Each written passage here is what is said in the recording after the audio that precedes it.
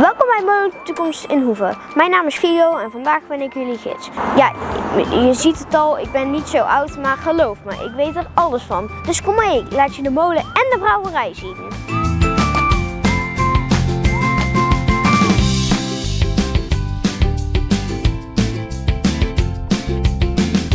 Hier zie je de binnenkant van Molen Toekomst. Het lijkt net alsof de tijd hier heeft stilgestaan. Alles werkt nog. Mooi hè? Dit is trouwens Victor van Marseille, de beschermheilige van alle molenaars.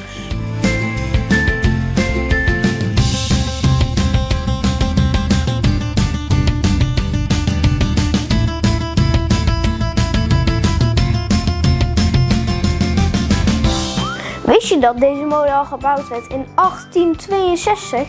Dat deed Petrus Josephus van Loon. Hij dacht, deze molen wordt mijn toekomst. En vandaar heet hij ook zo, Molen de Toekomst.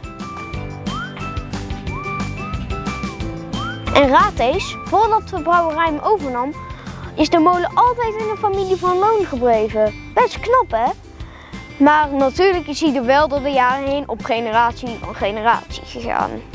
In 1883 kreeg mevrouw Dingena met haar 5 kinderen de molen nadat Petrus Josephus was overleden. In 1902 werd haar zoon Franciscus de baas van de molen. In 1937 overleed Frans en kreeg zijn zoon Johannes de molen. In de jaren daarna werd er al heel veel geklust aan de molen. In 1952 stopte de molen waarschijnlijk met draaien op wind.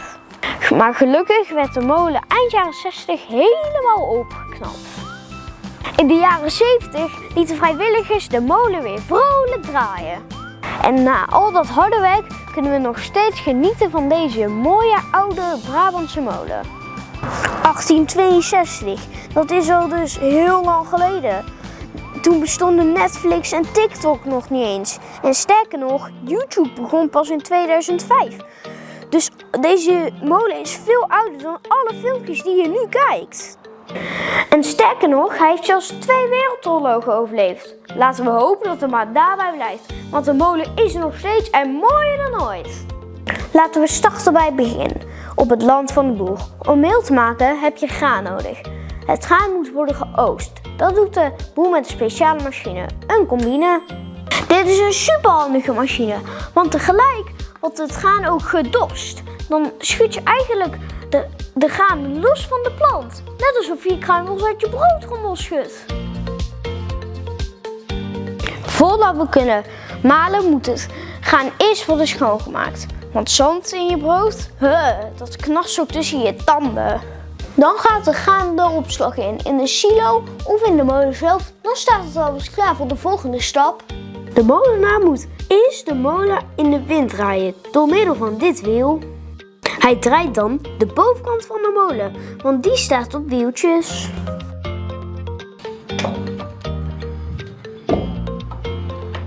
Dan moeten de grote tandwielen in werking worden gesteld.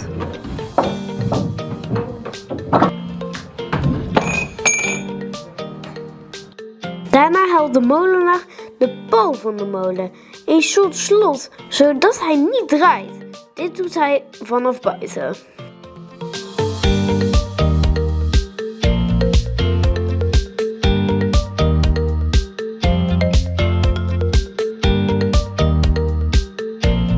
Voordat de molen kan draaien, moet alleen nog eerst de vang eraf worden gehaald.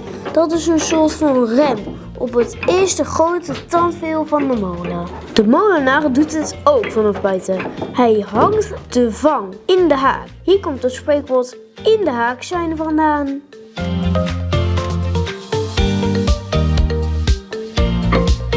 Nu de molen draait, kan er gemaald gaan worden. Via verschillende grote houten tandwielen wordt alles in werking gezet.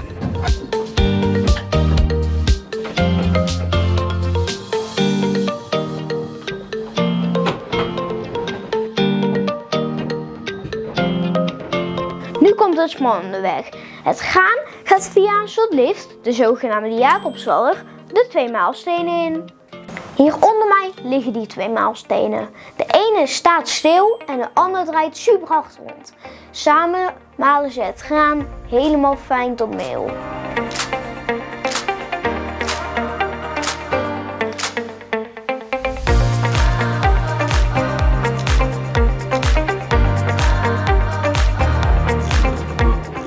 Het graan gaat nu met zwaartekracht via een grote opvangbak de kaag naar beneden.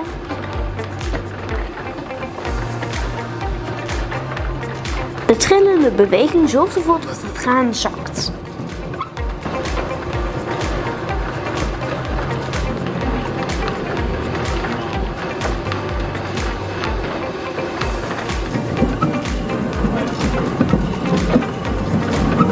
En dan vloep! Door deze pijp glijdt het meel weer naar beneden. Best handig, die zwaartekracht. Het meel is nadat het uit de maalsteen komt al heel fijn.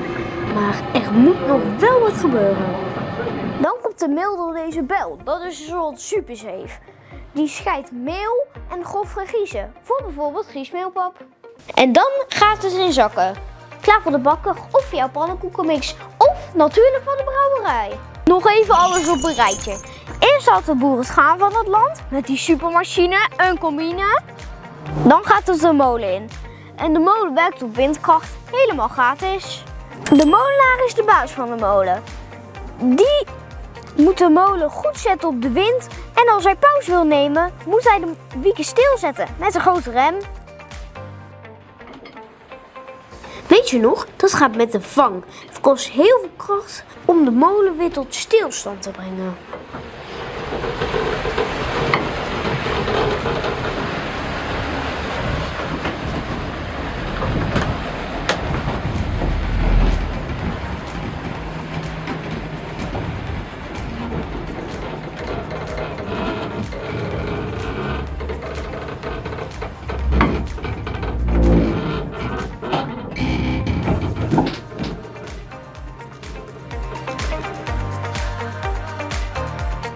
De grote maalstenen zorgen ervoor dat het graan super klein wordt en ook dat het graan niet kapot gaat.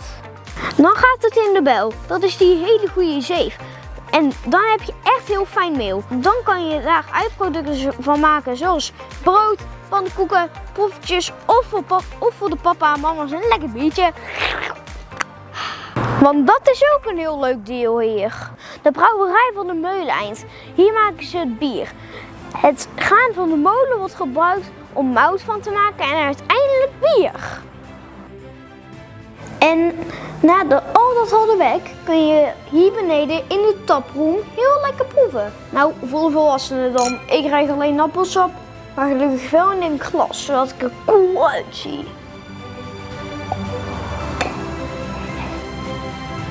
Buiten bier proeven en kopen kun je roodtrek voor lekkere wijnen, pannenkoeken en poffertjes mixen met meel uit de molen. Die smaken heerlijk. Zo, dat was mijn rondleiding door molen, toekomst en de brouwerij. Vond je het leuk? Dan zie ik je vast snel weer in Brabantse Hoeve. Houdoe!